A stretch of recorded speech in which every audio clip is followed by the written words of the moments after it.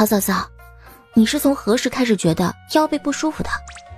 这个也有5、6年了吧，或者更早一些。一开始没有这么严重的，只是觉得后背发酸发胀，像是干了很重的活似的。后来不知怎的就越来越重，感觉背上好似背了座山，压得我喘不过气来。那你还记得当年你第一次觉得后背不舒服的时候，遇到过什么奇怪的事儿吗？奇怪的事儿？什么样的算是奇怪的事儿啊？宁仙仙瞥了一眼那边身子已经不抖了，但表情却有些心虚的鬼娃娃，故意问道：比如有没有遇到小孩子？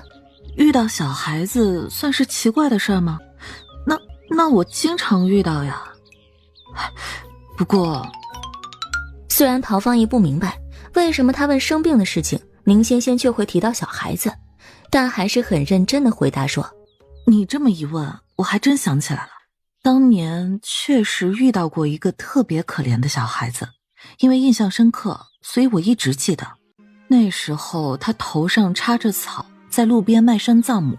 哎呀，才那么大点的孩子，饿得皮包骨的，我见他实在可怜，就让丫鬟给了他一些银子，不算是买他的，就让他好生安葬母亲就好。结果后来才知道，竟然是遇到了骗子，那孩子的母亲根本没有死，就是躺在地上装死骗人银钱的。后来我心里气不过，就着人去寻了寻，想着就算讨不回银子，也定要将这一对贼母女扭送官府。哪知找到地方之后，才发现那装死的母亲早就带着银子跑了，倒是那瘦瘦小小的孩子竟是真死了。而且后来一打听才知道，那孩子竟是给他娘亲活活打死的，死后连个草席也不给，就扔在乱葬岗里。我虽然没有孩子，却也听不得这些，想着那孩子着实可怜，就让人给他好好安葬了。那是个女孩吧，5、6岁的样子，头发稀疏枯黄，眼睛大大的，鼻子有点塌，她的嘴是不是被人缝起来了？你怎么知道？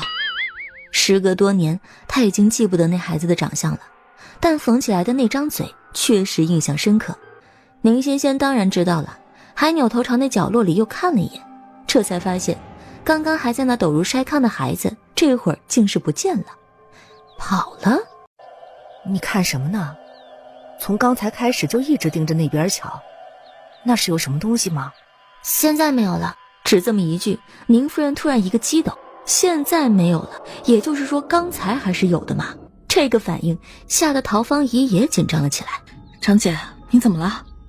能怎么了？吓着了呗。可当着弟妹的面，宁夫人也不好意思直接承认，便含含糊糊的道：哎呀，你问仙仙吧。宁仙仙倒是也没卖关子，直接道：也没啥，就是那个小孩刚才就在那儿呢，现在看不见了，可能是听到咱们说的话吓跑了吧。什么？你说那孩子在这儿？可他怎么会在这儿啊？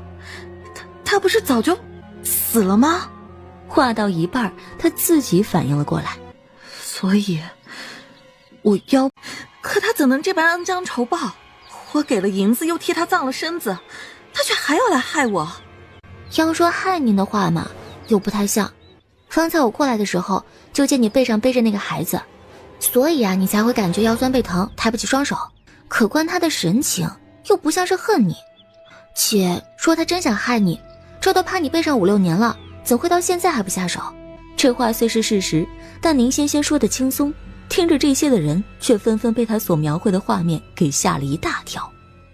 特别是陶芳仪，一想到有个小鬼在自己背上待了5、6年，便觉得头皮发麻。不过宁仙仙的说法却恰好提醒了他，他忙道：刚生病的那会儿，我好像梦见过他，当时他跟我说了一些话，我也没当真，难道就是那个原因？那他不是嘴被缝起来了吗？怎么说的话？我也不知道啊，但就是梦到他了，好像也听到他这么说了。他跟你说了什么？说是我买了他，他就是我的人，要一辈子跟着我伺候我。但时间过得太久了，我也不确定自己有没有记错。既如此，还是把他叫过来当面问问清楚吧。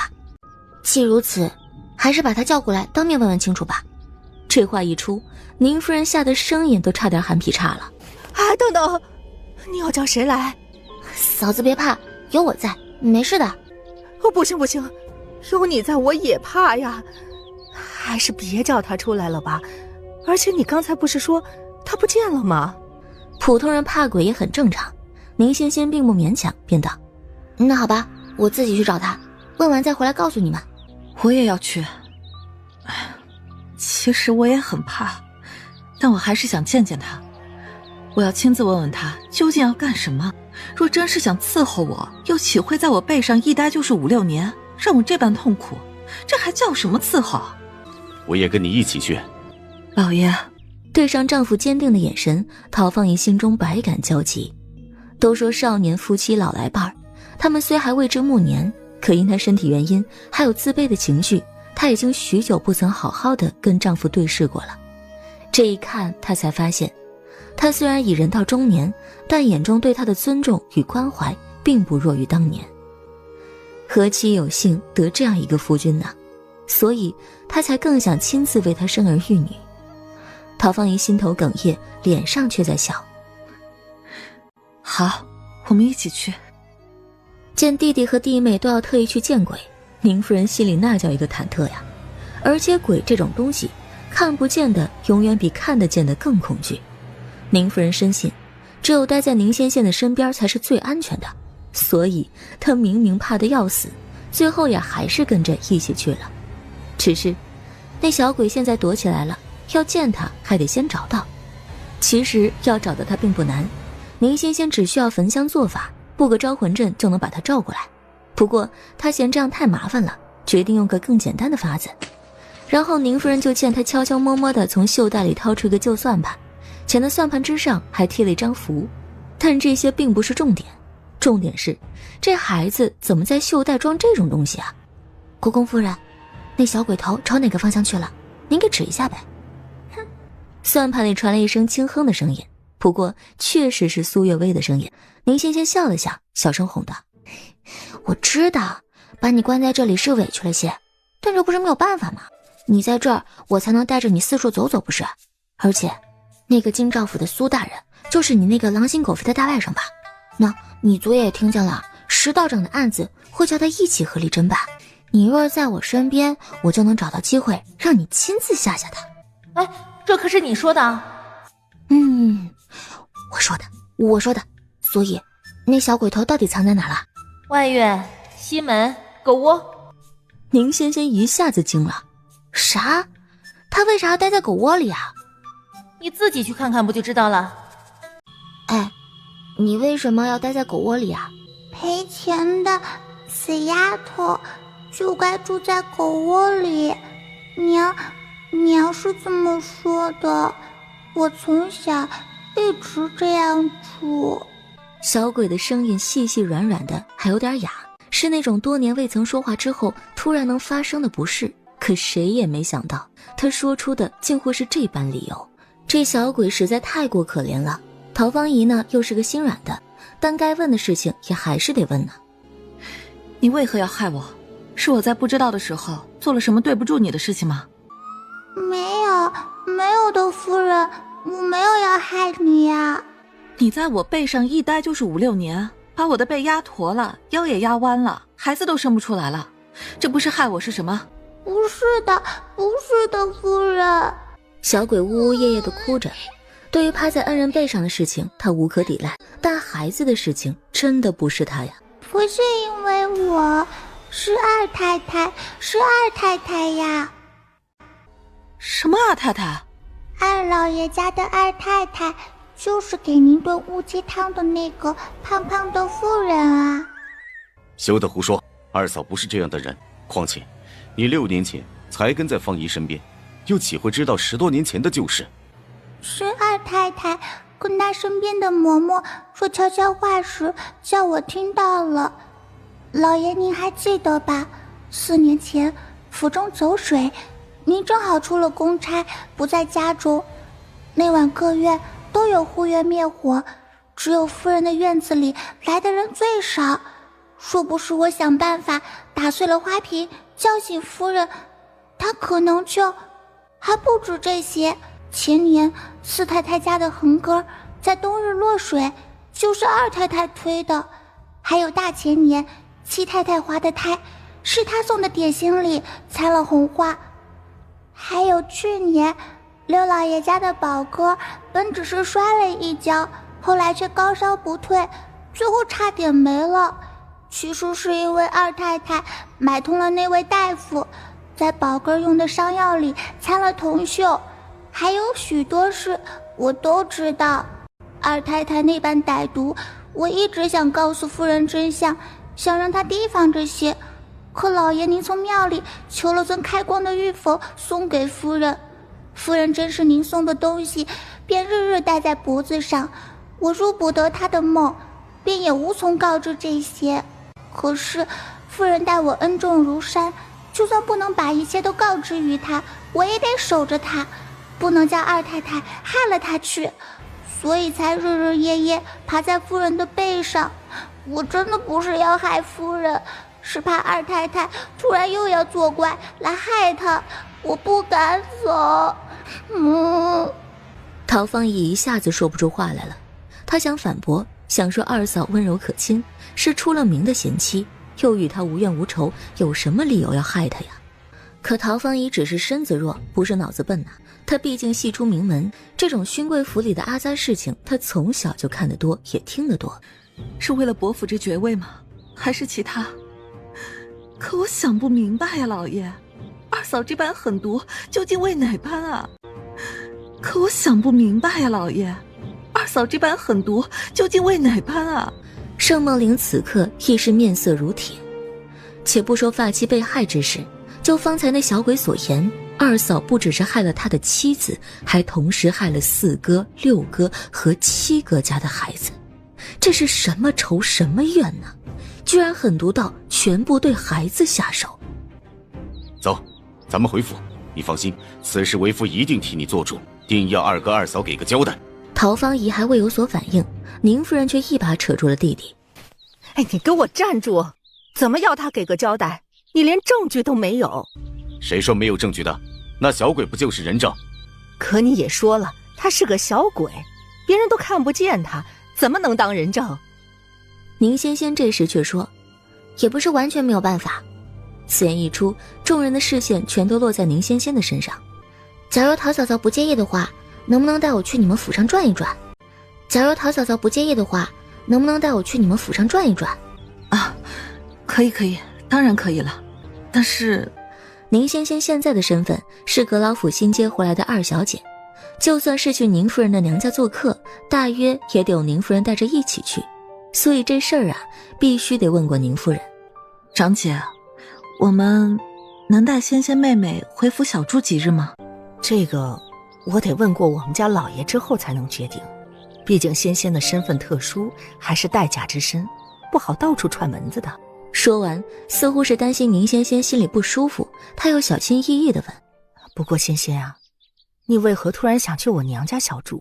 没说要去小住啊，只是想去转转看看，毕竟您娘家这件事儿应该不止那个小鬼说的那么简单。那小鬼说谎了吗？没有，他刚才不是说了吗？您娘家那个二太太做的事情不止他说的这几桩，但他做了这么多恶事，竟无人察觉，这不太正常吧？府里难道一个精明的人都没有吗？可能他比较厉害。但这话连宁夫人自己都说服不了。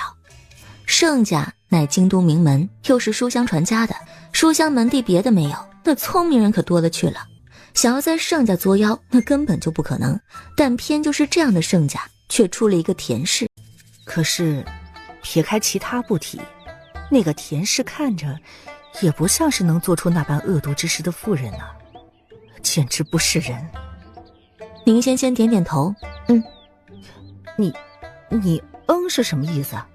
难道他真不是人？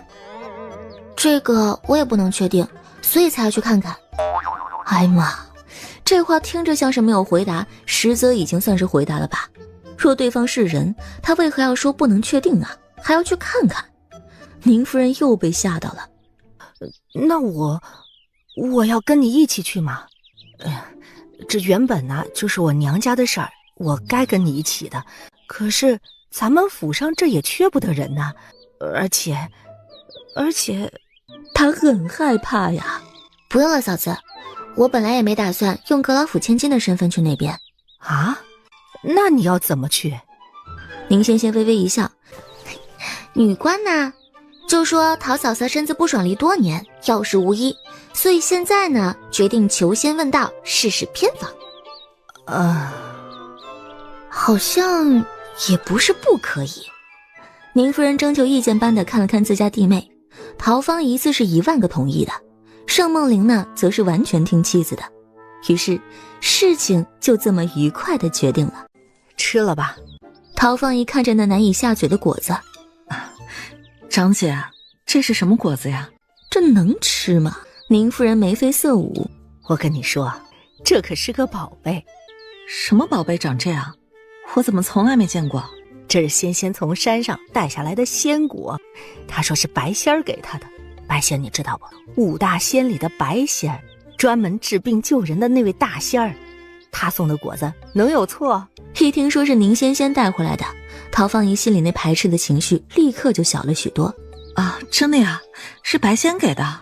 那这么宝贝的东西真的要给我吃啊？宁夫人其实也是舍不得的，但她忧愁地看脸小她20岁，看起来却仿佛和她年岁相当的弟妹，一咬牙，对，给你。哎，你快吃了吧。啊，对了，吃完把盒还给我。哈？哈什么哈？快吃快吃，吃完你就知道这东西有多好了。到时候啊，一看便知，不用我跟你说。方姨，老爷，是我。你的样子，我不是在做梦吧？你怎么变了？还变得这样好看？是长姐给了我一枚仙果，说是仙仙妹妹种的，我吃了之后气色就好了，脸也变白了。什么仙果能这样好效果啊？鸡腿果。她极认真地说出了果子的名字，盛梦玲一下子就问号了，将丈夫那滑稽的表情尽收眼底。陶芳仪忍不住失笑，虽然名字是奇怪了些，但真的就是仙果。你看看我的脸，这就是效果。老爷，你会不会不习惯我现在的样子啊？啊，不，我怎会不喜欢？喜欢得不得了。哎呀，老爷，人家是问你习惯不习惯啊，没问你喜欢不喜欢。习惯的，也很喜欢。老爷，你快别说了，长姐和仙仙都看着呢。宁仙仙也正在摸自己脸呢，且突然觉得她感受到了来自鸡腿果满满的恶意。她明明比他们多吃了好几颗果子，可为何大家都变美了，就她还是原来的样子？区别对待呀，这。我可把仙仙交给你了，无论如何你得安安稳稳把她给我送回来。长姐放心，小弟知道的。宁夫人哪里可能放心呢？但她又确实不敢跟着一起去，最后呢，也只能是又拉着宁仙仙的手，小声地对她承诺：等你回来啊，嫂子再给你减1000两的债。再减1000两。宁仙仙立刻在心里打起了小算盘，负债1万两，就侄子减到1800，答应不帮那5家作孽的小姐再减2000两，现在帮宁夫人的娘家再减1000两，那剩余岂不就只有5200两债了？这大户人家的银子也太好赚了吧！宁仙仙馋得差点流出哈喇子，但考虑之后还是拒绝了。不用了，嫂子，刚才陶嫂嫂给的见面礼就已经很够了。哎呀，你也说了，那是见面礼，不能作数的。可宁仙仙还是摇头，她帮盛家解决问题，要收也是收盛家的钱。她是缺钱，可君子爱财，取之有道啊，她不贪的。宁夫人见溜不过，也没再多坚持，反正找人要银子难，送银子出去还不简单吗？这天长日久的，以后多的是机会。碧罗吓了一大跳，在开门和不开门之间犹豫了很久，最后还是一推门走了进去。二太太，只是一入内里，他就被眼前看到的一切吓得捂住了嘴，田氏双眼紧闭地躺在床上，外衣大敞，露出内里蓝色的肚兜，还有兜兜下一张像是肉瘤又像是人脸的大疙瘩。碧罗的腿一软，再站不住的重重跌倒在地。你看到了？二太太，我……可惜余下的话，他再也没有机会说出口了。有妖气，他本以为圣府之事可能就是妇人之间你急我妒的小手段，不曾想竟是有妖物作祟。他立刻道：嫂嫂，一会儿入府之后别叫我真名，就叫我何仙姑吧。啊？何仙姑？对，就叫这个。何仙姑她老人家的名头不是比较响亮吗？如果你这样叫我的话，是不是一听就觉得很厉害？好，行吧，你想我们怎么叫我们就怎么叫。但是你刚才说有妖气，显然那位二太太的身份不是很简单呐。他这一句便等同于坐实了对方是个妖物的事实。田氏握着碧罗的手臂，正慢慢的朝那嘴里塞，先是手，再是腿，之后整个头一下子都塞了进去。吃饱喝足，田氏打了个嗝儿。那响亮的一声过后，脑雾状态下的田氏才会慢慢的恢复自己本来的神智。说好了不动我的人，你怎么又吃了一个？哼，一个丫头罢了，之前又不是没吃过。你知道调教一个得用的丫头有多难吗？要她够聪明够忠心，嘴巴还要严。这么多年了，只有碧罗最得我心。我说过很多回了，别的丫头都可以，就是碧罗要给我留着。你为什么非不听？她看见我了。就算看见了，她也不会瞎说。碧罗是我亲手调教出来的，我有信心。肉疙瘩却只是冷冷一哼。田氏气得额头冒烟，但也拿他没有办法。最近我感觉有些不好，你能不能少吃些？你怎么还不明白啊？就是因为你感觉不好，我才更加不能少吃啊。除非你想日日夜夜承受那剥肉碎骨之痛。这不是威胁，肉疙瘩说的都是实话。他与田氏是寄生关系，田氏活他才能活，田氏死他也得死。弟妹呀，你这二嫂，我现在身子已经大好了，想着二嫂多年来的关照，便第一个想来让你瞧瞧。你看我现在是不是完全不像个病人了？田氏看得目不转睛，心里一时又是羡慕，一时又是嫉妒。但他惯常是个会做戏的，这时脸上的表情天衣无缝。先前听绿萝说了一下你的情况，我还以为他们在夸大其词呢，那没想到，你看看你这脸，师弟若是见了，怕是朝都不想上，得天天蹲在房里守着你了。还有你这背，都治好了吗？哪里的大夫这么厉害，也介绍给二嫂认识认识啊？是啊，二嫂，我也是这般想的。这么好的大师，定是要第一个介绍给你认识。他说罢，一指身后的宁仙仙，就是这位何仙姑，她替我治好了身上所有的病。这名头果然是响亮的。陶放逸这声何仙姑叫出，不只是田氏，屋子里所有丫头都不由自主地看向了宁仙仙。这位就是八仙过海里那位何仙姑吗？这么年轻，怎么没拿莲花呀？是她吗？真的是那位八仙里的何仙姑吗？切，你是不是傻呀？怎么可能是那位？何仙姑早就飞升成神了，这位仙姑可能是刚好姓何吧。下人们小声的八卦声中，宁仙仙大大方方的上前拱手一礼，便算是与田氏打了招呼。田氏看着他惊为天人的一张脸，又看了看他头顶上那代表身份的黄色金冠。好一个娇俏的小道姑，这若不是出了家，不知要迷倒多少人。这时他感觉肚子上那个肉疙瘩动了一下，他们呢是寄生的关系，那肉疙瘩不必真的发出声音，他也知道他在想什么。去拉一下他的手，或者碰一下他的身体。你想干什么？别那么紧张，只是想试试他是不是跟我一样不是人罢了。这么一说，田氏便完全了解了。这么年轻还说叫何仙姑，他可不信真是那八仙里的何仙姑。可若说对方是骗子，陶芳姨的状态又是肉眼可见的好。可若不是骗子，这般效果又有哪位大夫能做到的？所以只可能是妖。哎呦，这么俊的仙姑啊，快让我好好瞧瞧。他这般热情，倒是让宁仙仙吃了一惊。宁仙仙下意识地低头看脸田氏的手，就是那一眼，她的左眼便瞬间黑芒流转。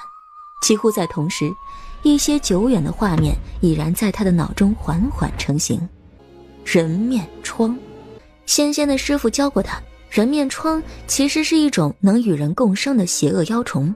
这妖虫极小，与普通蚊虫无异，但若被叮咬之后啊，幼虫就会在人的体内孵化，以人为壤，疯狂生长。不过人面疮在生长的过程当中需要大量的食人，若不肯投喂它，它便会以人壤的身体为食。所以被它寄生的人壤若不想自己死，就得杀人来替自己死。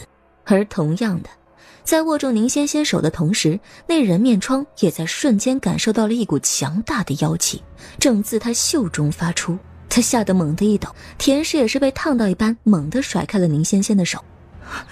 妖怪，他是妖怪！让大家看他的左手，那里妖气最为浓郁，一定有什么可以证明他是妖怪的东西在哪。看他的左手，那里有东西！田氏立刻大叫道。宁仙仙不慌不忙：“你是指小青吗？”蛇！那么小的蛇，刚孵出来的吧？刚孵出来的也是蛇呀。哎，牙都没长，不怕的。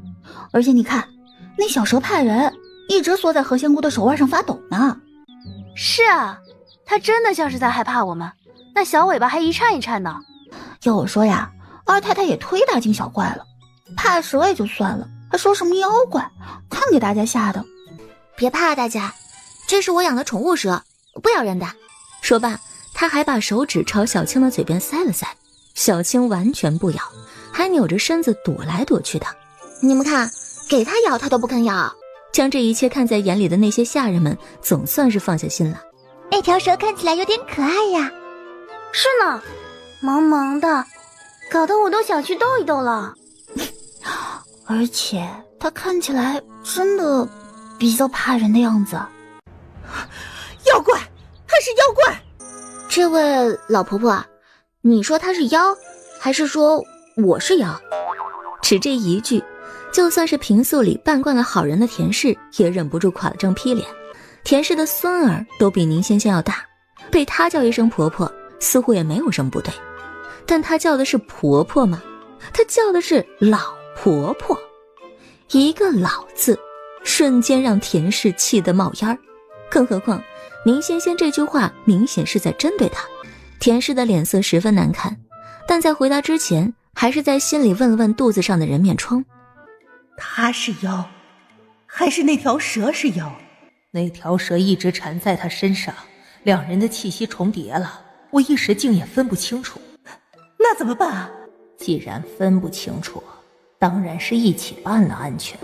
而且呀，这小女官既能驱走陶氏背后的小鬼，应该就不是什么简单的人物。哼，最好能弄来给我吃了。你还想着吃？不是才吃了碧螺吗？你还想着吃？不是才吃了碧螺吗？那个丫头怎么能跟这个比呀？那只是个人，这个极有可能是个半仙儿啊！几乎在同时，人面疮突然感受到了一股扑面而来的杀气，他吓得咯的一抖，田氏也跟着猛地一抖。等他再看向那条弱小可怜又无助的蛇的时候，小蛇也正目不转睛地看着他的肚子。妖怪，他是妖怪，是蛇妖，他想吃了我们！关门，快关门，不能让他跑了！阿嫂，你想干什么？干什么？当然是抓妖怪了。这是怎么了？这还没到下牙的时辰呢，这老爷怎么回来了？而且不只是他回来了，其他的几房兄弟怎么都回来了？老爷，有条蛇妖进了府，是陶氏带入府中的。这时，一直与田氏不太对付的四太太开了口。哎呀，二嫂啊，这可真新鲜了。师弟刚叫了我们过来，说你身上有些不对劲儿，许是被妖物控制，要帮你驱邪。你却反咬一口，说是师弟妹带的妖物进府。那到底你们谁说的是真的？谁说的是假的？那到底你们谁说的是真的？谁说的是假的？还是说呀，你俩都一起带了妖物入府啊？是他，就是他，他就是妖物！不信，你们看看陶氏的脸，若不是妖物，又岂能让陶氏病体大好，还返老还童这般年轻的模样？哎呦，天哪，真的，师弟妹的脸怎么会那么年轻啊？岂止是脸呐，你们看看她站着姿势，陶氏嫁入府中多年，从未站得这般笔直过。是啊，感觉人都高了不少。还有她脸上的皮肤，剥壳鸡蛋似的。我上回得了宫中涂脸的脂膏，用过之后也没这般好效果。哎呦，所以她真的是妖物啊！不知是谁这般问了一句，田氏立刻等这般大声又道：陶氏不是妖物，她带回来的那个女官才是。你们也看看她那张脸，哪有出家人长着一张狐狸精的脸的？盛家各房太太原本都在盯着陶芳仪，这时被田氏一嚷嚷，立刻扭头看向了宁仙仙。这一看呐，哎呦，了不得了！几房太太各自在心中啧啧称奇，好水灵的小女官呐。那四太太的嘴向来刻薄，这说的是啊，也只有狐狸精才长成这样吧？莫名其妙的就成了狐狸精的宁仙仙，不是，这长得好看还是她的错啊？就因为我让石太太背不弯了，脸不老了，就说我是妖啊？那我要是能证明这不是妖术，是医术呢？医术？哼，你姐好好看看她那张脸，什么样妙手回春的医术啊？能让她早上出个门，回来就年轻20岁。你看的大夫不行，不证明我也不行啊。说罢，宁仙仙袖袍一抖，手里便多了一个丑丑的果子。这个呢，是我寻仙时得到的仙果，吃1枚就能美颜常驻，病痛全消。此言一出，所有人的目光都落在他手中那个丑丑的果子上。很快大家都沉默了，因为那果子实在是太丑了，一点都不像是仙果该有的形状。田氏立刻反唇相讥，哼，这一看就不是什么好东西，你居然说是仙果，笑死人了！你以为大家都是傻子吗？宁仙仙根本就懒得跟他争辩，他只是轻轻一抬手，1枚丑果便直接朝着圣二老爷飞了过去。耳听为虚，眼见为实，既然大家不信这果子有效，那不妨现场找个伤患试一试效果。拿着果子的圣伤患二老爷，他这会儿腰疼的钻心呐，若有药能缓解，当然是最好的。可这么丑的果子，那万一吃了腰没有好，人却死了，可怎么搞啊？二哥，你若不信，请让小弟来帮你试试药。说罢，他就狠狠地在那丑果子上咬了一大口。那别人不知道，他可是知道的，这果子真是仙果呀。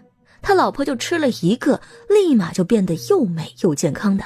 在长姐家时，他就想要1枚来尝尝鲜儿，结果长姐还不肯给。